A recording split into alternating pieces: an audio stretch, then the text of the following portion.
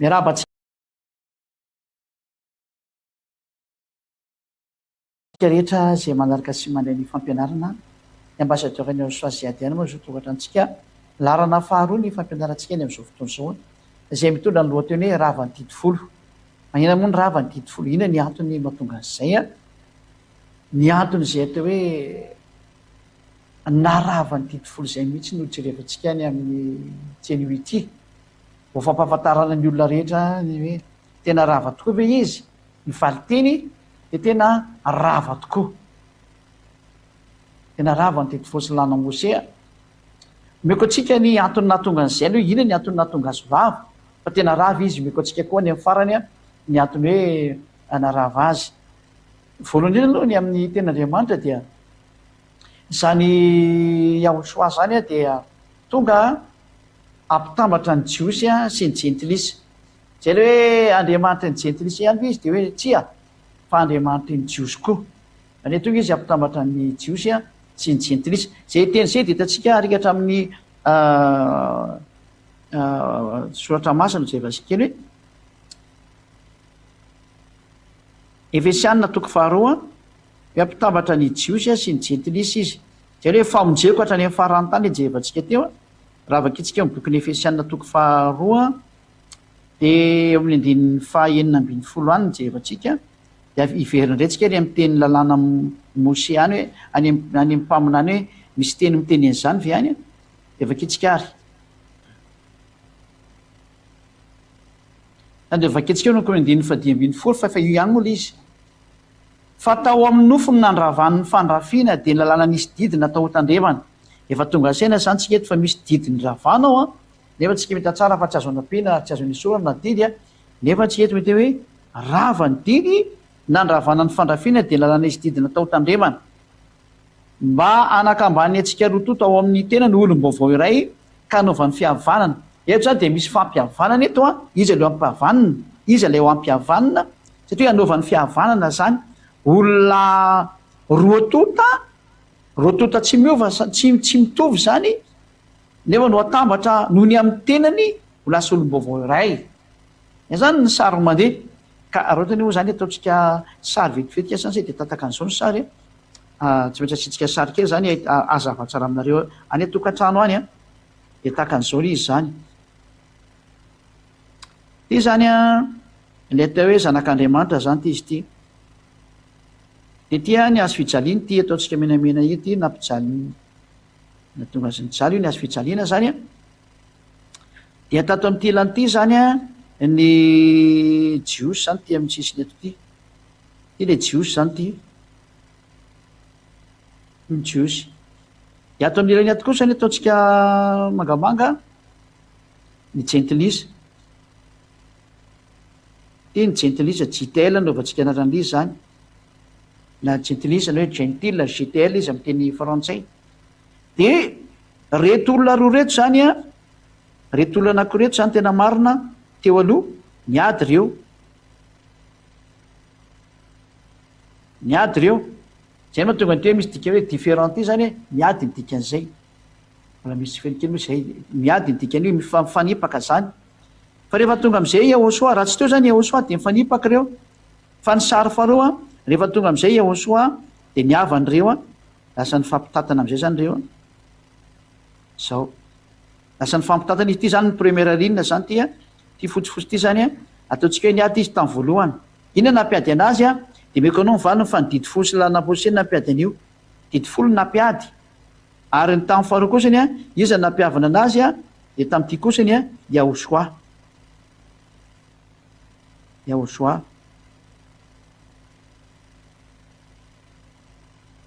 Yahosoa. Zany hoe io sary io jerevantsika dia niady ny jiosy sy ny jentilisa noho ny amin'ny didifolo izay mihitsy ny marina. Ka raha ohatra ka ho ampitambarana tokoa ny jiosy sy ny jentilisa dia tsy maintsy ravanina ny didifolo dia mitambatra ny jentilisa sy ny jiosy izay fotsiny sary. Dia hazavaina amintsika izay sary izay rehefa avy eo zany fa tazomitsika tsara io sary eo an'izay nandray teo zany. Ao anatin'ny soratra masina dia hoe atambatra ny jiosy sy ny jentilisa rehefa andresantsika teo. Io izy io. Andininy fahadimy ambin'ny folo ary aloha vetsika vakina fa tao amin'ny nofony ary nandravana ny fandrafiana dia lalàna nisy didy natao tandremana, zany hoe ny ravana zany didy fosy lana mosea zay natao tandremana ny didy fosy lana mosea iny, mba hanakambany antsika roa tota, zany hoe nampisaraka zany matoa ny ravana, ka rehefa ny ravanana izy dia nampitambatra an'izay hoe mba hanakambany any antsika roa tota ao amin'ny tenany olom-baovao ray ka naovan'ny fihavarana. Zay le sary teo hoe lasa rehefa ny ravana didy fosy ny lalàna mosea, ina ny antony mety tsy meko rehefa avy eo dia natambatra izy roa tamin'ny lalàna Yahosoa. Zay le izay ary ampihavana andiny fena ambin'ny folo, ary ampihavana antsika roa tota ho teny iray amin'Andriamanitra noho ny azo fijaliana zay namonoa ny fandrafina. Zany hoe rehefa maty teo amin'ny azo fijaliana zany Yahosoa dia nitambatra amin'izay ny Jios sy ny Jentilisa, fa nisaraka izy zany dikan'izay teo aloha. Inona nampisaraka anazy valiteny didy folo sy lalàna Mosea, ka rehefa ho atambatra izy mazava ho azy zany dia tsy maintsy ravana ilay nampisaraka dia ny didy folo sy lalàna Mosea. Rojerefa antsika daholo ny sary rehefa avy eo. Andininy fafito ambin'ny folo, ary tonga izy ka nitoro teny somafaly milaza fihavanana tamin'ireo zay lavitra ary fihavanana tamin'izay kaiky koa. Zany hoe io Yahosoa io zany no natonga ny Jios sy ny Jentilisa tafakambara. Nisy zavatra nataony teo. Inona le nataony? Nandrava n'le didy folo, satria mazava be le andininy fadimy ambin'ny folo teo zay mbola zavaintsika amin'ny teny maro samihafa. Zavaintsika amin'ny teny maro samihafa zany. Valiteny, inona ny antony natonga ny hoe nravana ny didy folo? Satria maninona? Voalohany indrindra ampikambana ny Jios sy ny Jentilisa Andriamanitra io noho ny amin'le teny hoe ho famonjeko hatrany amin'ny farany tany. Ikambana zany Jentilisa sy ny Jios ny dikan'izay. Isaia 42, averina indray Isaia 42 vakitsika kely indray mandeha. Isaia 42, Isaia 42 eny andininy fahaenina. Vakitsika amin'ny anaran'ny Yahosoa. Izao iavay efa niantso anao tamin'ny famarinana, ary nitantana ny tananao aho ka hiaro anao, dia nomenao fanekena ho an'ny olona ary ho fanazavana ny Jentilisa. Ho fanekena ho an'ny olona mihitsy, io le fanekena vaovao le nivakiana tany amin'ny lalàna voalohany tamin'ny fampianarana. Io fanekena vaovao io zany nomena ny olona rehetra ary ho tonga hatrany amin'ny fanazavana ny Jentilisa. Zany hoe ny Jentilisa zany sao dia lasa mazava noho ny amin'izao tenin'Andriamanitra mandeha zao. Atrika fahazotsika tsara zany zay hoe tokantrano hoe misy fanekena ho an'ny olona ary fanazavana ny Jentilisa. Zany hoe tonga hatrany amin'ny farany tany zany ity fanazavana ity. Mbola vakitsika kely le tenin'Andriamanitra zay hoe ho famonjeko hatrany amin'ny farany tany. Hoe vakitsika kely io zay somary kely mamadika baiboly kely io zay adia dia mitatsika io.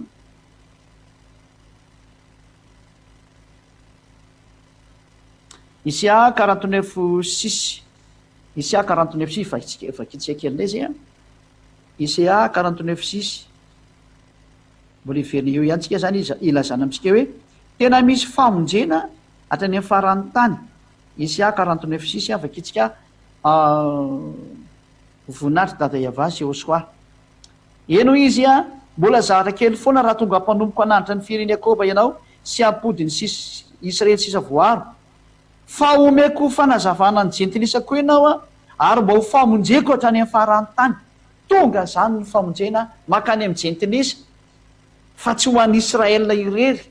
fa ho tafakambana ny Jios sy ny Jentilisa araka ny tenin'Andriamanitra hoe ho fanazavana ny Jentilisa ary famonjeko hatrany amin'ny farany tany ary ho fanekena ho an'ny olona rehetrarehetra. Tena zavatra mazava be zany. Ny olana nefa ny antsika rehetra tokantrano dia misy didy mampisaraka ny Jios sy ny Jentilisa. Andaovaka antsika daholo ary ny didy mampisaraka ny Jios sy ny Jentilisa,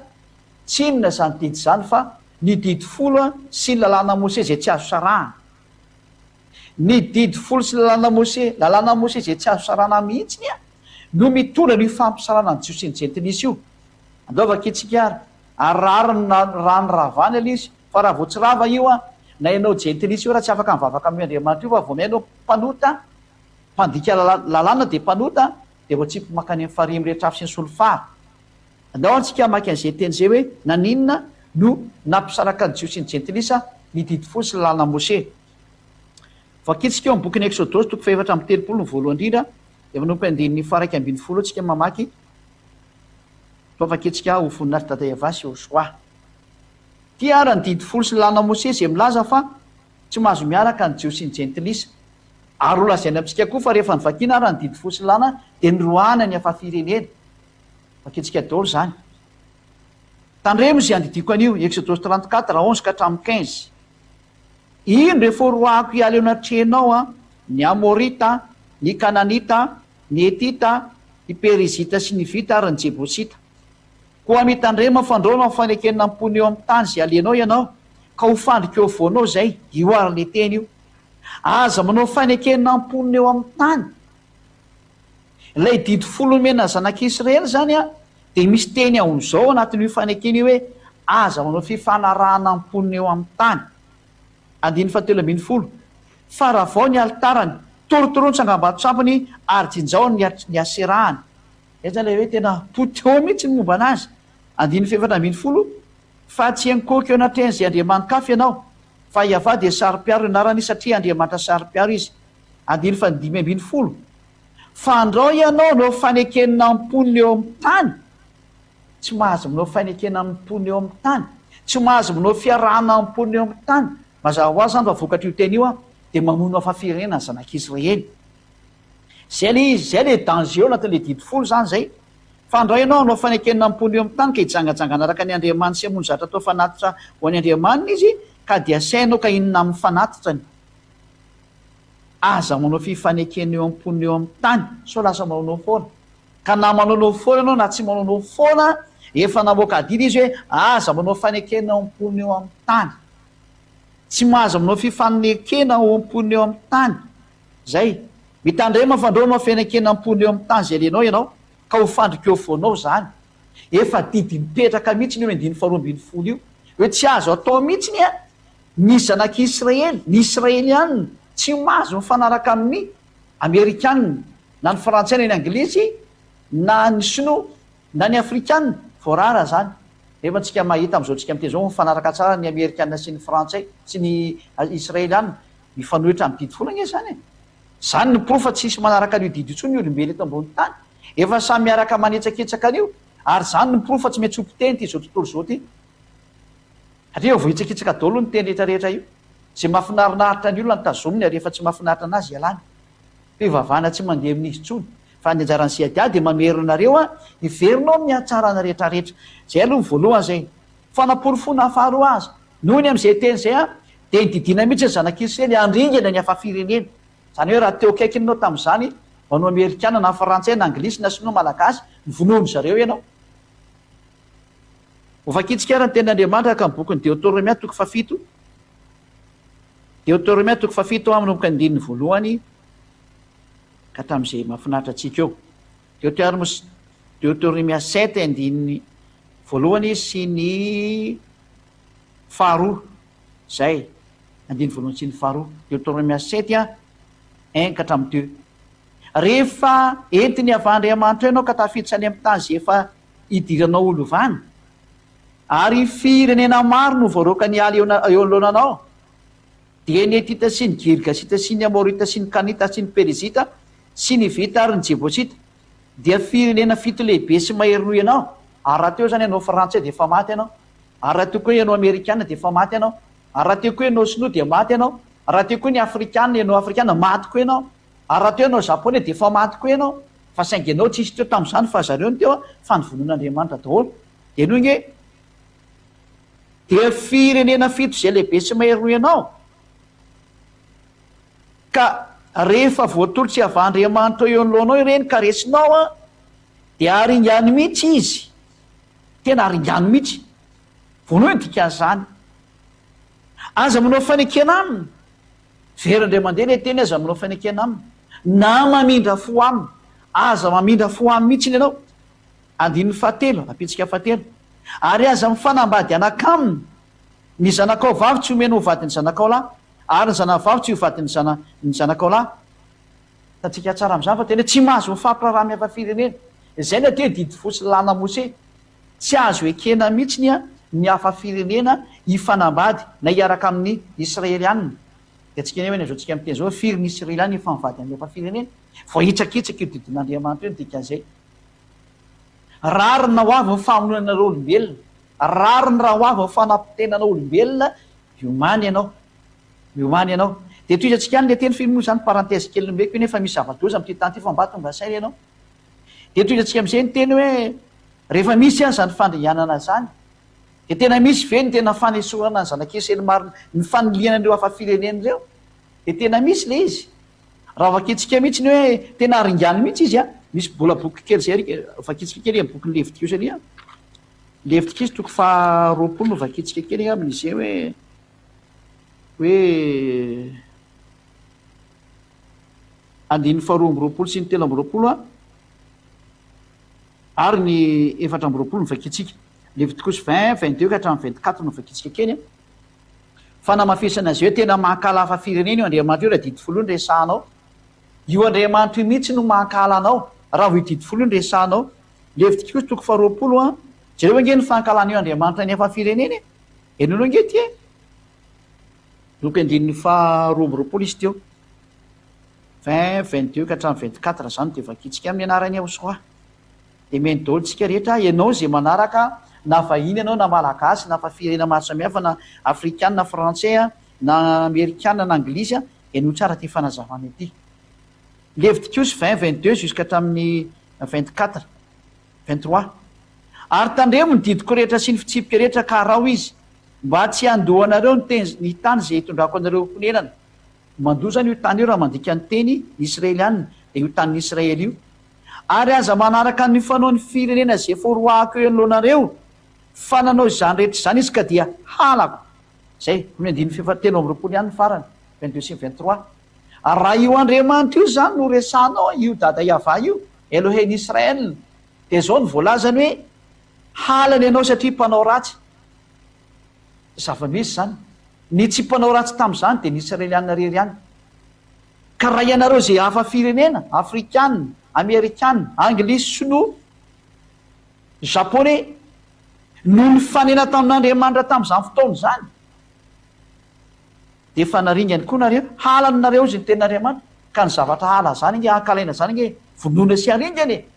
zay na tonga ny bokyny Deutéronome hoe vonoa reo de aringany reo zay ny fanazavana voalohany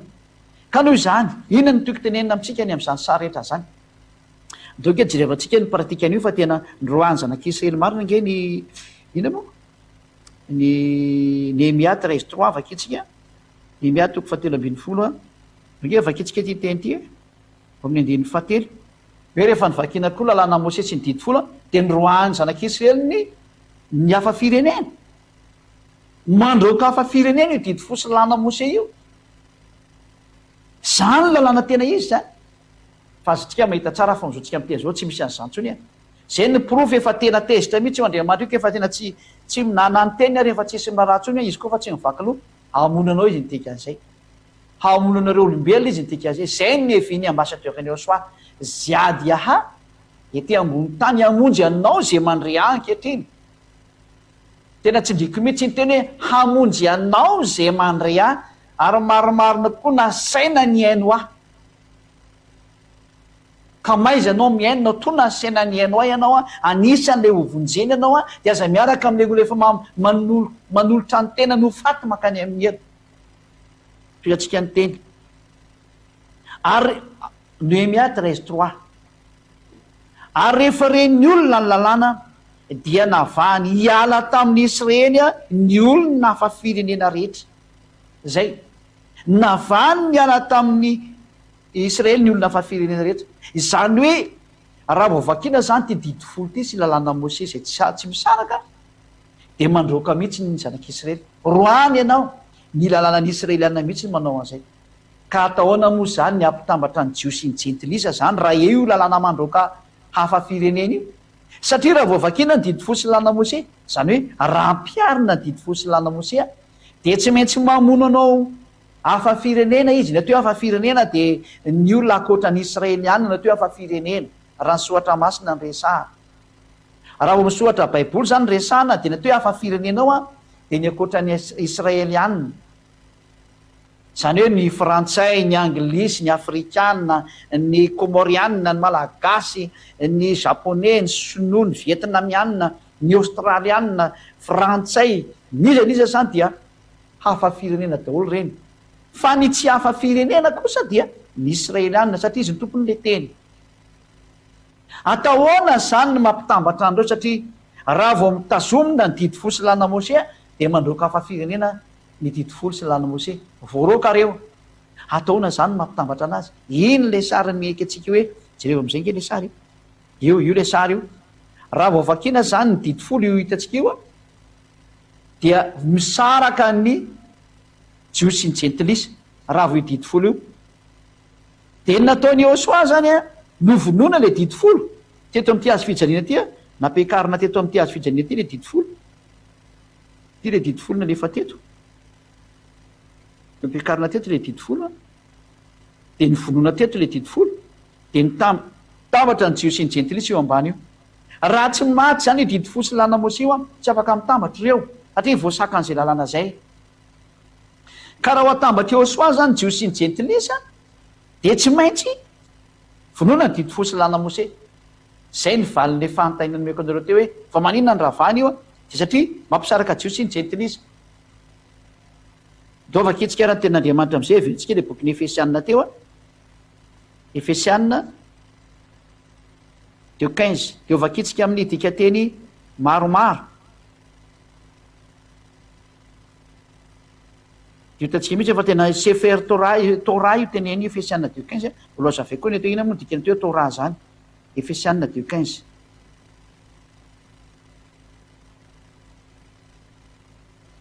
fa tao amin'ny nofony nandravan'ny fandrafiana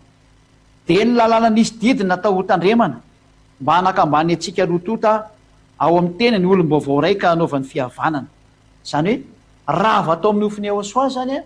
ny didifolo sy lalàna Mose zay hoe nandravan'ny fandrafiana. Dia andao zany dia vakitsika izy eo amin'ny bokyny Sefer Torah ny jios. Ny atao hoe Sefer Torah dia bokyny lalàna na le bokyny jios zany. Dia ny soratra masina soratan'ireo jios hebreo reo dia tsika moa manana tena marina dia voakatsika ato izy ty lay baiboly jios ty zany amin'ny teny hebreo. Amin'ny teny anglisy moa dia zao ny titraty hoe the Aleph and Tau Mashiach means are for all mortals to repent and to fulfill. Zay moa zany sorotrato dia tsika moa tsy dia maky an'izay fa le Efesianina 2:15 no vakitsika. Ity moa zany dia baiboly hebreo le izy zany hoe itamasiah.com zany. Que Bible comme hébreu itamasiah.com zay zany izy. Zay zany ho an'ireo izay mamaky an'io fa miko an'ireo ny anaran'izy teo afiko indray mandeha.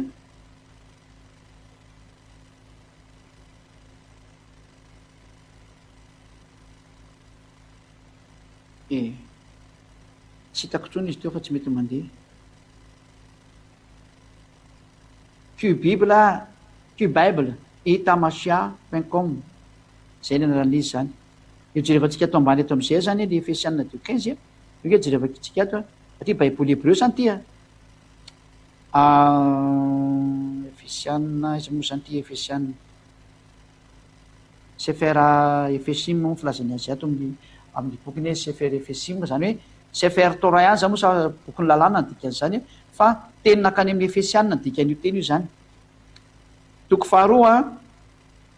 dia telesaritsika kely enregistritsika kely dia 5:10 vakitsika hoe Efesianina 2:15 somary misy teny hebreo moa ato zany fa dia anjaratsika no mihaino fa ezako vakiana araka ny izy zany.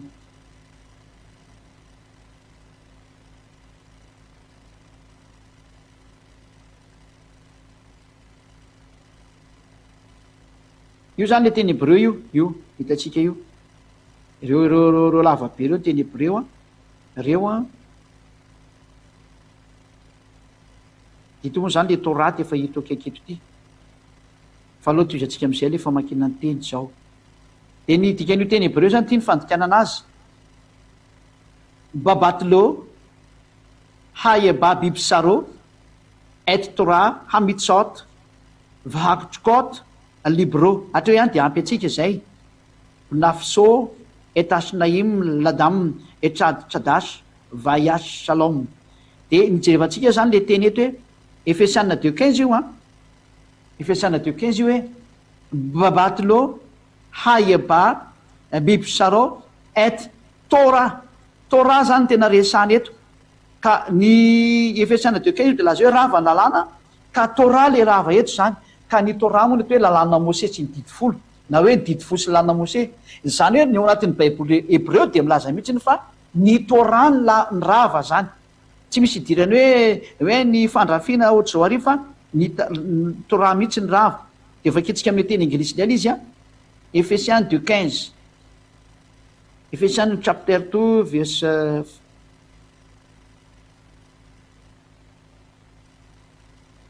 15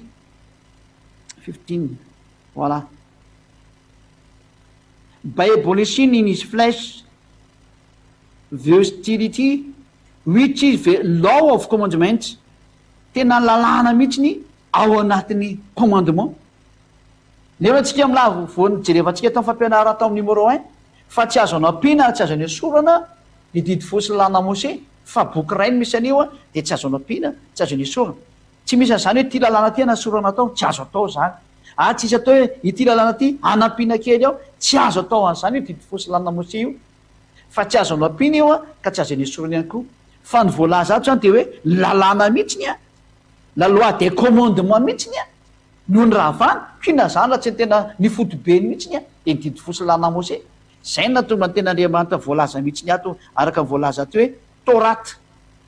et torate zany hoe tora mihitsy no rava araka ny Ephésiens 2:15 lova ketsika eo fa Ephésiens 2:15 misy an'io a so nareo miteny hoe hafa io Ephésiens 2:15 io a oka vakiko ny ato ambony ato hoe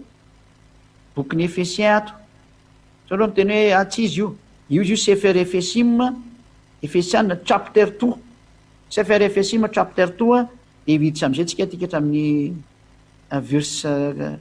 15 voilà io zany hoe ohatrany sady teny gasy ny teny frantsay ny teny anglisy ny ataonao tsy mampanino zany fa mampianatra nge zay adia de zay aizanao anazy ny tena important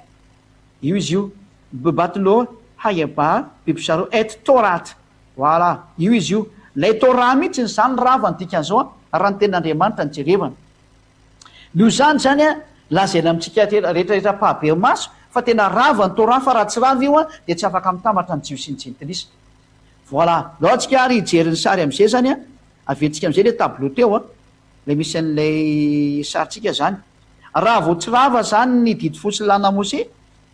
de tsy tafaraka ny jios sy ny jentilisa de ataotsika zany ny sary gometsika aloha hiala tany de aventsika le mandeha zany ny sary zany am'izao tsika miteny zao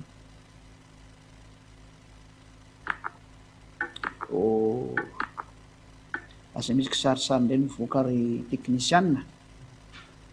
zao tsika reo amafan'lizy a de aventsika ny sary zany a voalohany zany jios sy ny jentilisa ataotsika sary raha mbola tsy tonga zany ity zany ny jios ty a matavy be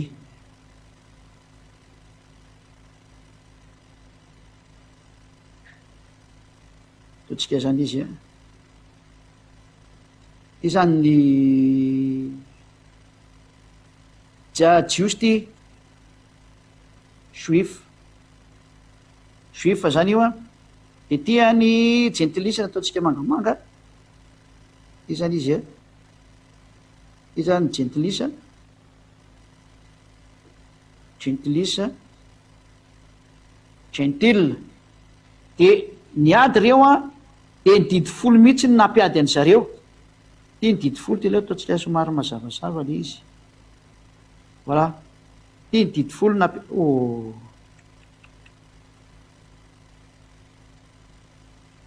tia ny didy folo a no nampiady anazy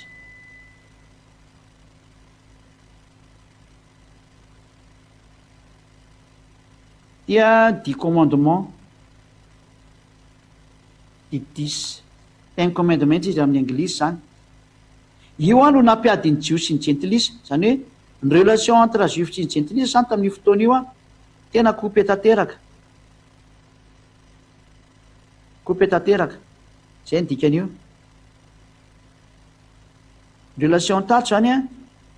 zany hoe ny fifandraisan'ny jios sy ny jentilisa zany a tena barazy be mihitsiny barazy mihitsiny ta de tena ataotsika matavitavy ta de tena hoe tapaka mihitsy zany iny tapaka mihitsiny coupé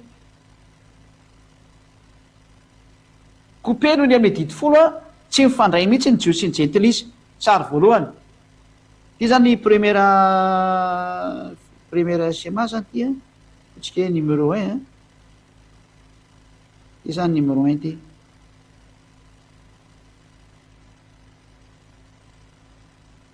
numéro 1 io a niady ny jios sy ny gentilisa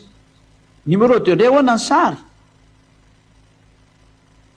numéro 2 ndray ny sary ohatrany ahoana ny sary indray nitsangatsanga tamin'ny numéro 2 nyvonoany eo soato eo ambony azy fijaliana nina moa ny didi folo sy lana mose petraka am'izay zany ny azo fijaliana eto a ty ny azo fijaliana lasa de ny antona teo Yahosoa zany tsy hitaontsika hoe ty Yahosoa ty ny antona teo Yahosoa ty Yahosoa ny antona teo a io Yahosoa ny antona teo zany io menamena kely io ty na teo hoe Yahosoa ary Yahosoa ny nandravan'io fa tsy Jesosy zany tsy nandravan'io zany tsady tsy mahay an'izany izy Yahosoa ny nandravan'io a de rava teto ny didy folo sy lana Mose potika teo le ty maromaron ty zany nifantsika teo atao kely izy ty zany didy folo sy lana Mose ty a iny soratra iny a de nyvonoany Yahosoa teo a ataontsika croix menamena ataontsika croix menamena mihitsy n'izy a de rehefa nyvonoana zany ty didy folo sy lana Mose ty de nitambatra an'izay nytiako atongavana eto a nifandray tanana ny jios sy ny gentilisa zay le ataontsika sarisary farany eto a ty am'izay ra ny jiosy a fa nifandray tanana ty ny jiosy a fa nifandray tanana tamin'ny gentilisa moa zay mangamanga tan'olo no ohatsika anazy fandray tanana tamin'ny gentilisa ty juifa ty gitele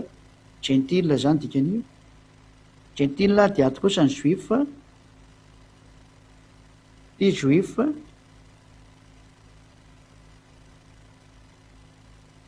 de nifandray tanana zareo ataontsika misy anina fo mavomavo be mafandray tanana anazy a noho ny mifankatiavany zareo a de nifandray tanana izy roa io ny tanana fanifandray de sitsika tsoratra hoe ok tika le ok zany de nifandray tanana zareo a saraka tsara ny sary zay zany hoe vokatsy le didy folo rava de nifandray tanana ny jios sy ny gentilisa io le hoe Efesianina 2:15 de nivakitsika teo Efesianina 2:15 io zany ny sary omenantsika hoe raha tsy teo zany ny Yahosoa nandravany didy folo sy lana Mose a de tsy nitambatra ny jios sy ny gentilisa zay na tonga ny ten'Andriamanitra ny Hébreu 7:15 ihany koa hoe manina moa 7:19-20 hoe rava ny didy folo sy lana Mose donc evaka atsika zay ten'Andriamanitra zay Hébreu 7 a amin'ny teny frantsay Hébreu 7 a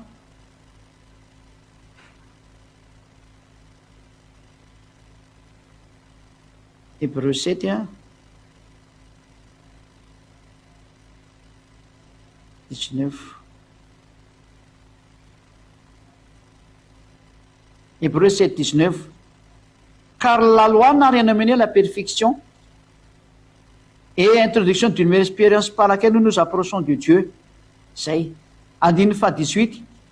il y a ainsi abolition d'une ordonnance antérieure à cause de son impuissance et de son inutilité ny ordonnance antérieure de aboli mazava be io a zany hoe la loi de Mose est aboli zay ny dikan'io zany ohatsika zay tsy maraka tsara an'le teny a la loi de Mose est aboli les 10 commandements sont abolis voilà Hébreu 7:18 car cette loi n'a rien amené à la perfection satria ny ordonnance antérieure ny zanak'Israely a le lalana tany aloha tany a de ny didy folo sy lalana Mose io mihitsy ny zany le rava satria maninona tsy mitondra nakany amin'ny fahatanterahana la loi n'a rien amené à la perfection voilà zay ny antony hoe rava ny didy folo sy lalana Mose satria tsy mitondra ninina io ten'Andriamanitra anankiroa be zao manambara fa tena rava izy a io nivakitsika teo izay zay moa zany ny fanazavana de ozy nareo hoe misy olona miteny hoe ny famorana no nampiady ny jios sy ny gentilisa valy ny diso zao no mahadiso anazy satria tamin'ny andro ny iza moa tamin'ny andro ny anina de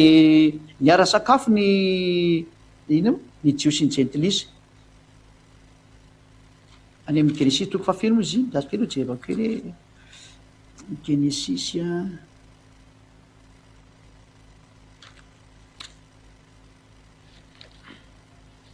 somary tsy revana kely zay tenaandriamanitra zay izy moa mahita an'izay ngina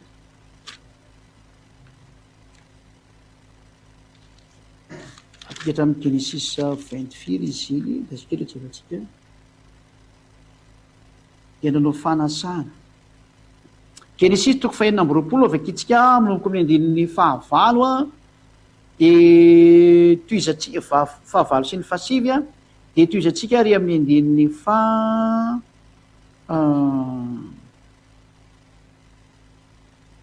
26 ka hatramin'ny 30 Genesis fizy teo 8 ka hatramin'ny 9 zay Genesis 8 9 dia 26 ka hatramin'ny 30 loka efa kitsika ilay zay teny zay hoe tsy nampiady ny jiosy ny jentilisa zany ny famorana ka raha misy miteny fa le fiasana de 15 io dia resaka famorana atao valiny diso zany tena zavatra tena famonoana olona zany ary tena resaka lainga mihitsy zany tena famitana Genesis 26 izy teo 26 dia manomboka amin'ny andininy fahafito izy teo 6 ka hatramin'ny 8 ny vakitsika zay aloha ny voalohany ary Genesis 26 6 ka hatramin'ny 8 zay hitatsika eo zany ary Isaka dia nitoetra tao Gerara ary ny lehilahy tompo-tany nanontany ny amin'ny vadiny ary izy anabafoka izy aiza moa izany dia ny fahavalo fa natahotra ny laza hoe vadiko izy fandao hoy izy hamono any lehilahy tompo-tany no Rebeka satria tsara tarehy loatra Rebeka ka rehefa nitoetra ela teo izy dia nitsirika teo am-baravarakely Abimeleka mpanjakan'ny Filistina ka nahita fa indro Isaka nisangy tamin'ny Rebeka vadiny zany Abimeleka zany hitatsika eto fa mpanjakan'ny Filistina io mivandravandra be io zany hoe manana ny toerana amizay izy fa mpanjaka dia na zavatra antranga ary amin'ny fahenina amby roapolo arivo aketsika indray fa niarana nanao fifanekena fiarana amin'ny sakafo tamin'ny itsa moa andiny fa valo amby roapolo mivaketsika fa sy amby roapolo ary izy ireo Genesis 26 28 ka hatramin'ny 29 efa hitanay marimarina kokoa fa momba anao Iavà i Abimeleka io no miteny ka dia hoy izahay aoka samy anao fianiny any isika dia izay sy anao ary aoka izay anao fanekena aminao fa tsy anisy andiny fa sy amby roapolo fa tsy anisy ratsy anay ianao dia tahaka ny tsy nanendrenao akory sy tahaka ny tsy nanaovana ena inona taminao fa tsy nisoa ihany fa efa nampandehanay soa aman-tsara ianao fa ianao ankehitriny efa nitahiny Iavà andiny fahatelopolo dia nanao fanasana ho azy Isaka ka dia ninana sy nisotro izy eto zany Isaka sy Abimeleka dia efa niara-ninana sy nisotro nefany Isaka dia mifora dia Abimeleka tsy mifora ka raha miteny nareo hoe ny famorana no nampisaraka Isaka efa mifora satria zanaky Abrahama izy nefany niara sakafo tamin'ny Abimeleka zay Filistina zay ama-firenena mazava zany ny valiteny fa tsy nampiady na nampifandrafy ny famorana ary raha dia diso zany zay hevitra zay fa ny nampiady ary nampifandrafy dia didy fosy lana Mose ary voaporofo tsara zany fa raha resaka famorana nresanao miaraka tsara nge Abimeleka sy Isaka io niara sakafo nefany Isaka dia mifora ary Abimeleka tsy mifora ka raha nampiady ny famorana dia tokony tsy niaraka izy roa lahy nefa nary izy eto milaza hoe ary dia nanao fanasana ho azy Isaka dia ninona sy nisotro izy ary nanao fifanekena zay mihitsy le voalaza eto ambony ato hoe hanao fanekena aminao dia natao moa le izy ao amin'ny andiny fa valo amby roapolo hoe ary aoka izay anao fanekena aminao dia zay dia rehefa vita le fanekena dia nanao firamy sakafo zareo porofo fa tsy nampiady ny ino moa ny famorana ary raha misy miteny hoe niady zareo satria tsy mifampiditra trano ka izay le lalàny Mose le nresako taminareo hoe aringany reo dia zay le mahatonga tsy mifampiditra trano lalàna Mose na tonga an'izany zay le hoe ka izany le misy an'le hoe Cornelio dia hoe tsy mahazo mifampiditra trano dia zay no mahatonga anazy nisaraka tsy nifandray lalàna Mose zany zay ny fanaporofona fa tena lalàna Mose nampiady zay zany nivaly ny fanontaniana rehetra zay ilanareo ary voaporofo eto tsara mihitsy fa tena rava ny didi folo zany da ho atsika maky ny fanazavany ihany koa anankiray